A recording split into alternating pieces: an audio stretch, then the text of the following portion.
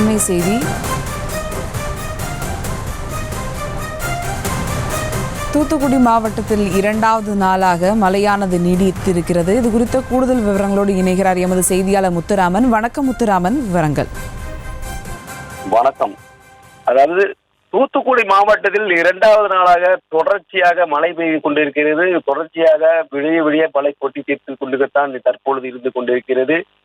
தூத்துக்குடி நகரங்கள் எடுத்துக்கொண்டால் மின் இணைப்புகளும் துண்டிக்கப்பட்டுள்ளன. மாவட்டம் முழுவதும் எடுத்துக்கொண்டால் திருச்செந்தூர், ஓட்டப்பிடாரம், கையத்தார் பல்வேறு தொடர்ச்சியாக மழையினால் பாதிப்புகள் நிறைய தான் உள்ளது.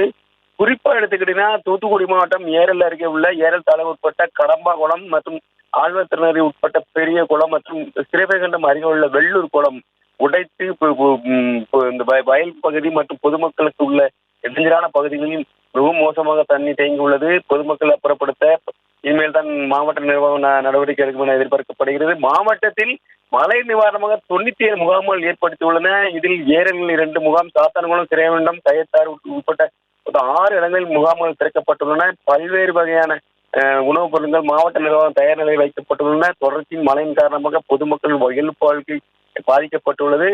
குறிப்பா எடுத்துக்கிட்டீங்கன்னா தூத்துக்குடி நகர பகுதியில் எடுத்துக்கிட்டா தூத்துக்குடி, திரேசபுரம் மற்றும் இந்த பழைய மாநகராட்சி மற்றும் சாலைகளில் பெருக்கெடுத்து தண்ணி தொடர்ச்சியாக ஓடிக்கொண்டு தான் இருக்கிறது.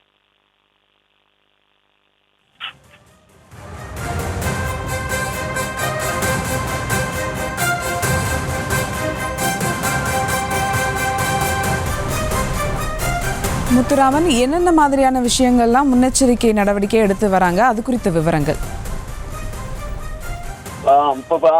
வணக்கம். குறிப்பா எடுத்துட்டீங்கன்னா இந்த மாவட்ட நிர்வாக சார்பாக 97 மழை நிவாரணங்கள் ஏற்படுத்தப்பட்டுள்ளது.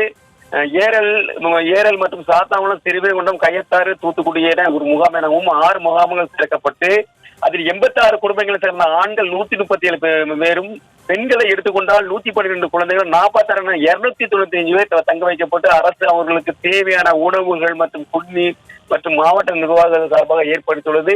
மாவட்டத்தில் இப்போ ஹெல்ப்லைன் நம்பர் ஏற்படுத்தப்பட்டுள்ளது. மாவட்டத்தில் பல்வேறு இடங்களில் இந்த பேரிடர் மீட்பு குழுவினர் தயார் நிலையில் தன்னுடைய பணிகளை செய்து கொண்டிருக்கிறார்.